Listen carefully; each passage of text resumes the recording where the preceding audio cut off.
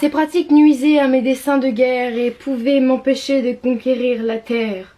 D'ailleurs, j'en devins là, et pour les arrêter, j'envoyai le destin dire à son Jupiter qu'il trouvât un moyen qui fit cesser les flammes et l'importunité dont m'accapelaient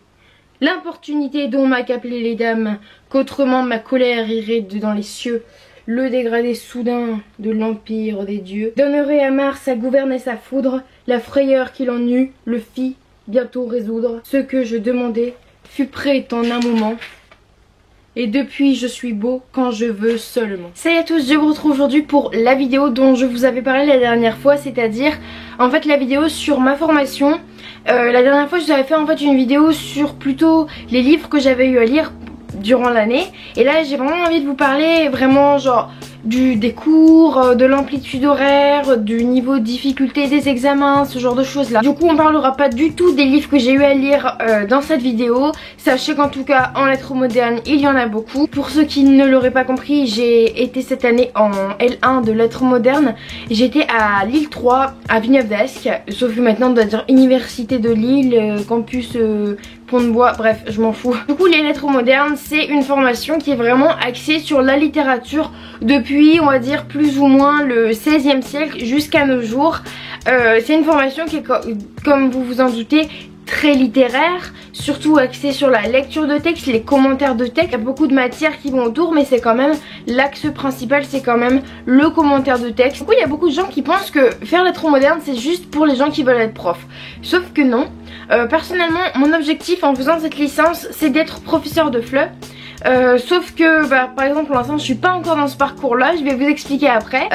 Donc oui, moi je veux être prof et je suis pas fermée à l'idée d'être professeur des écoles ou professeur de français au niveau secondaire. Sauf qu'il y a beaucoup d'autres débouchés en vérité. Vous pouvez beaucoup travailler dans les bibliothèques, dans l'édition, dans tout ce qui est dans le secrétariat, la communication. Qu'y a-t-il d'autre? Le journalisme bien sûr, je l'oublie mais pour moi ça coule de source. Et il y a quand même des débouchés assez divers et variés, donc ça m'énerve un peu quand les gens disent que c'est une licence qui est complètement fermée. La preuve que non, on était énormément cette année en licence.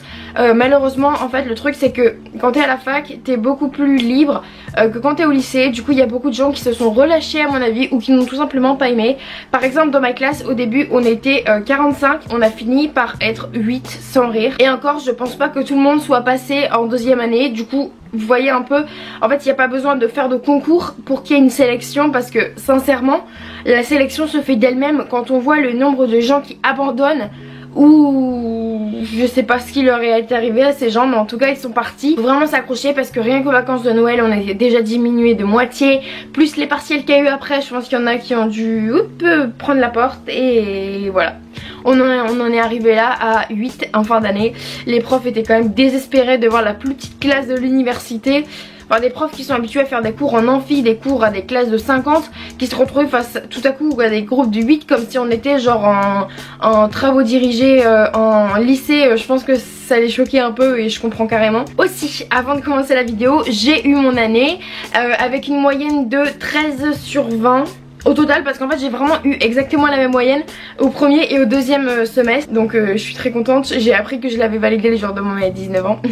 J'ai été trop contente. Donc pour l'instant je suis en licence. Une licence ça se fait en 3 ans. Je pense que la plupart d'entre vous le savent, à moins que vous soyez vraiment très jeune et que vous regardez cette vidéo. Alors pour l'instant en tout cas cette année j'avais une amplitude horaire de 18 à 20 heures par semaine. En fait on avait 10 matières et 2 heures de cours par matière, tout simplement. Au premier semestre il y avait une matière qui se faisait sur ordinateur en fait, du coup c'est pour ça que comme je disais ça varie de 18 à 20 heures. Alors les matières, en fait on avait 5 matières obligatoires qui étaient souvent des cours magistraux vraiment sur l'histoire de la littérature, ce genre de choses, ou bien des cours vraiment axés sur une période et un genre. Par exemple on avait le cours sur la poésie du 19e et du 20e, et pour cela on a étudié Guillaume Apollinaire et Charles Baudelaire. Pareil, on avait un cours sur les monstres tragiques, donc c'était vraiment axé sur le théâtre. Et donc on a vu 3 pièces de théâtre en tout dans le cours, de Racine, de Corneille. Enfin vous voyez, c'était vraiment des cours comme ça. Et donc dans les cours tels que ceux-là, en fait tout ce qu'on faisait c'est tout simplement lire les textes, les analyser et faire des commentaires comme on ferait en français au lycée. Sauf que c'est d'une manière beaucoup plus poussée qu'au lycée.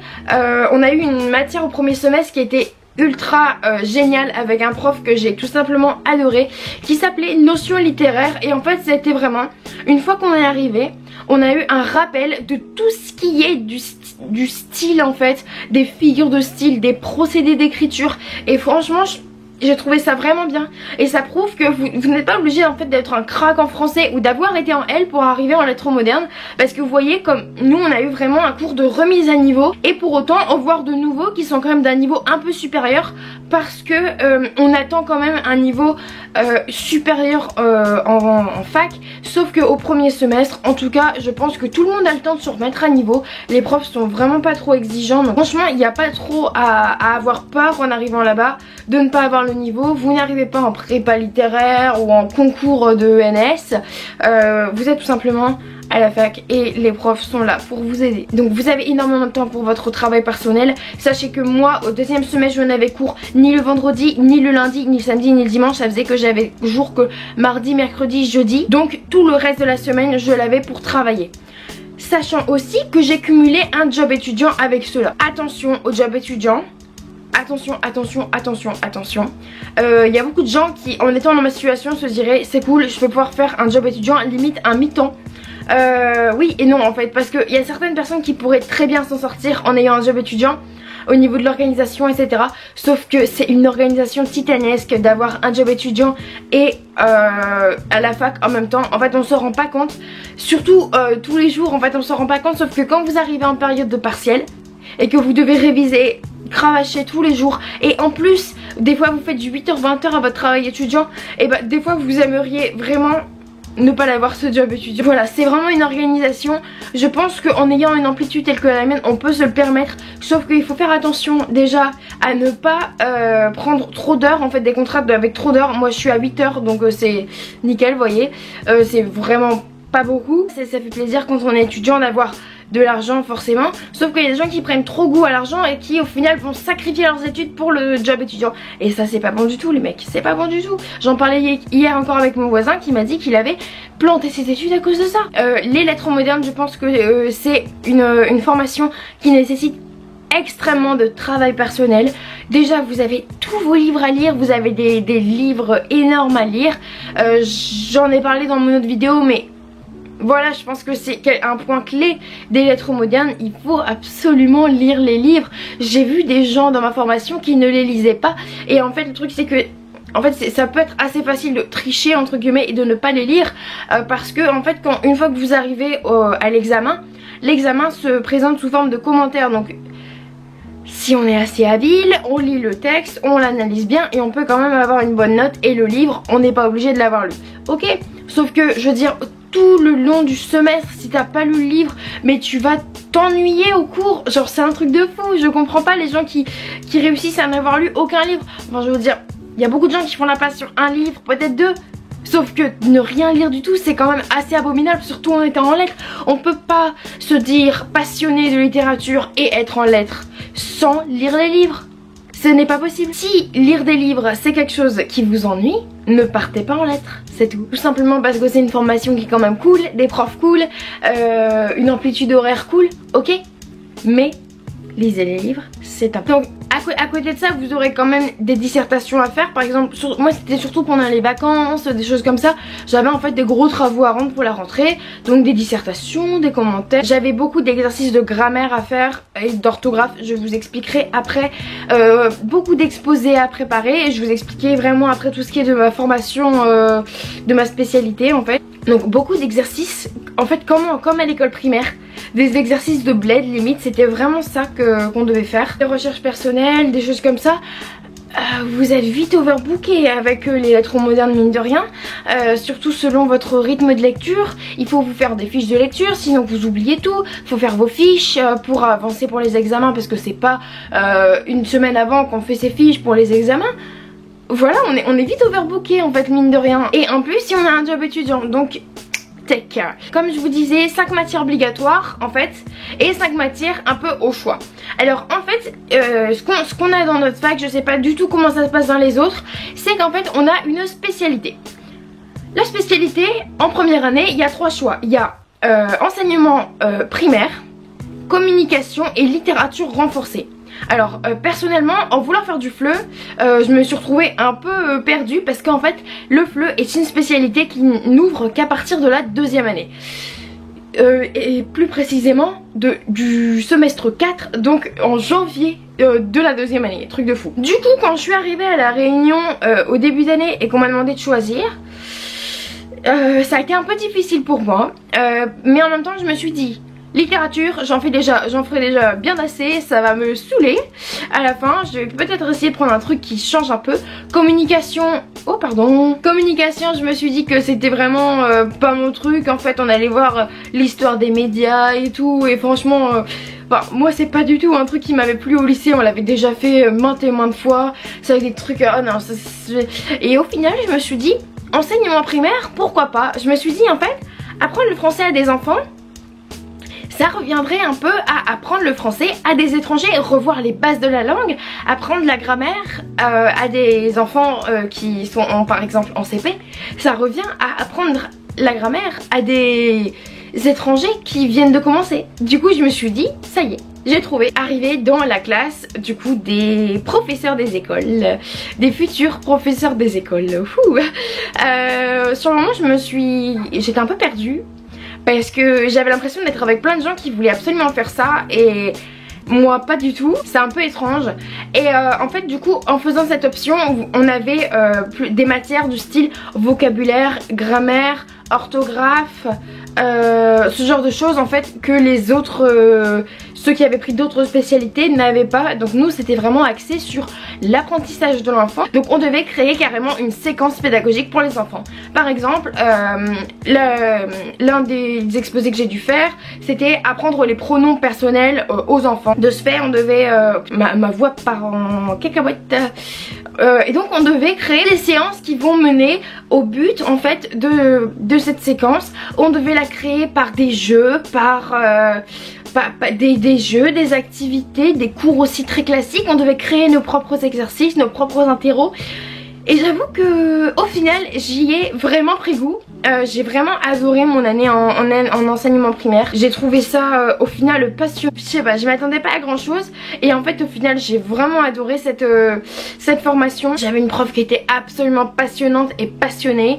Elle était pas forcément aimée de tout le monde, mais je sais pas, moi je la trouvais tout simplement géniale dans ce qu'elle faisait. Chaque semaine on avait des exposés à faire. On devait aussi écouter les exposés des autres. On avait aussi des exposés de vocabulaire, c'est-à-dire qu'on devait faire des recherches sur l'étymologie et l'évolution du sens des mots pendant le temps, ce genre de choses. Et en fait le truc c'est qu'il était très important d'écouter les autres. En fait ce que les autres disaient dans leur exposé, c'était ce qui tombait au partiel. Du coup il fallait impérativement bien écouter et ça crée vraiment du respect je pense pendant les exposés. Au final ça m'a peut-être un peu déviée et au final je suis pas du tout fermée à l'idée d'être professeur des écoles un jour. Je ne sais pas, peut-être que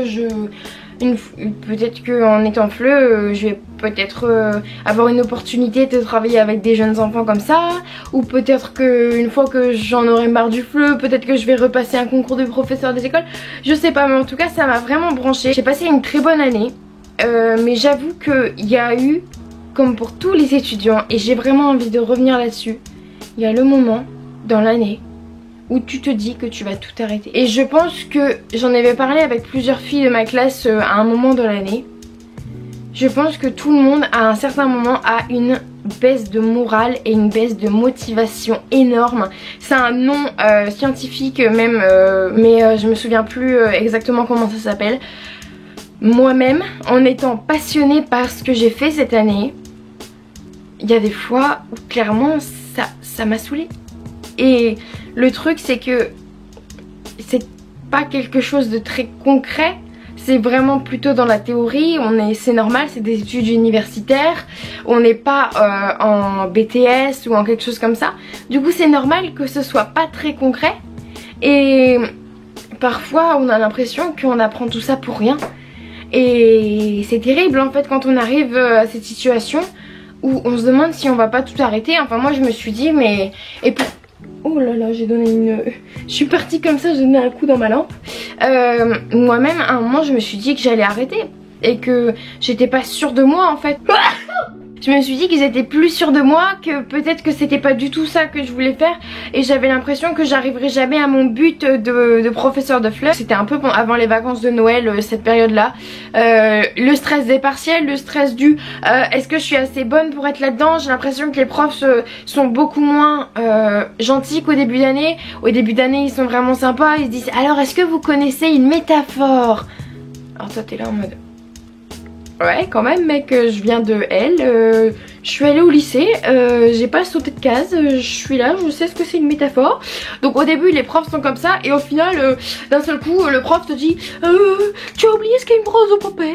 Et toi t'es en mode alors prosopopée, ah oui je crois que c'est quand il y a des morts qui parlent, oui ils attendent de plus en plus de vous et au final t'as peur pour tes premiers devoirs vraiment notés parce que c'est pas comme au lycée où t'as des interros toutes les 3 semaines qui peuvent voilà au fur et à mesure te faire monter les points. Là c'est vraiment au moment où le niveau monte d'un coup que toutes les interros, les commentaires et tout arrivent et franchement c'est dur de pas se décourager et c'est pour ça je pense qu'il faut vraiment essayer de se trouver des amis. J'ai réussi à trouver dans ma classe des gens formidables, j'ai réussi à rencontrer à l'île 3 des gens que je n'oublierai jamais même s'ils partent et même si on change complètement de trajectoire plus tard. J'avais déjà des amis qui m'avaient suivi du lycée en lettres modernes. Au final on s'est pas retrouvés dans les mêmes classes du tout. Alors au final on se croisait plus beaucoup. Et malgré le fait qu'on avait les mêmes cours, en fait on se voyait qu'au partiel et dans les CM quoi, quand ils venaient au CM.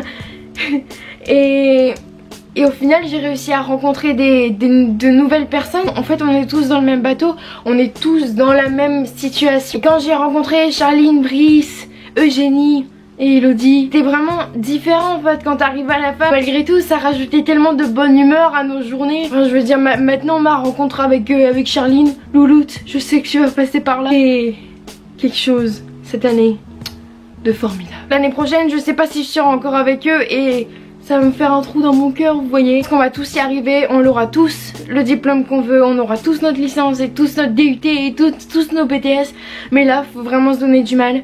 Et là, la deuxième année, je vais repasser par les mêmes stades d'émotion, j'en suis persuadée, par les mêmes galères. Et au final, quand on part à la rentrée, on a toujours de tellement beaux objectifs. Et au final, on se retrouve toujours dans la même situation, la même cata, mais c'est comme ça, c'est les études universitaires et voilà, en même temps c'est les plus belles années de notre vie, c'est ce qu'on dit hein, les parents nous disent tout le temps. Finalement j'ai même du mal à y croire, c'est peut-être pas faux tu vois. Bref du coup j'espère infiniment que cette vidéo vous aura plu, elle sera très très longue mais je pense qu'elle sera très utile aux gens qui vont partir en lettres en cette rentrée.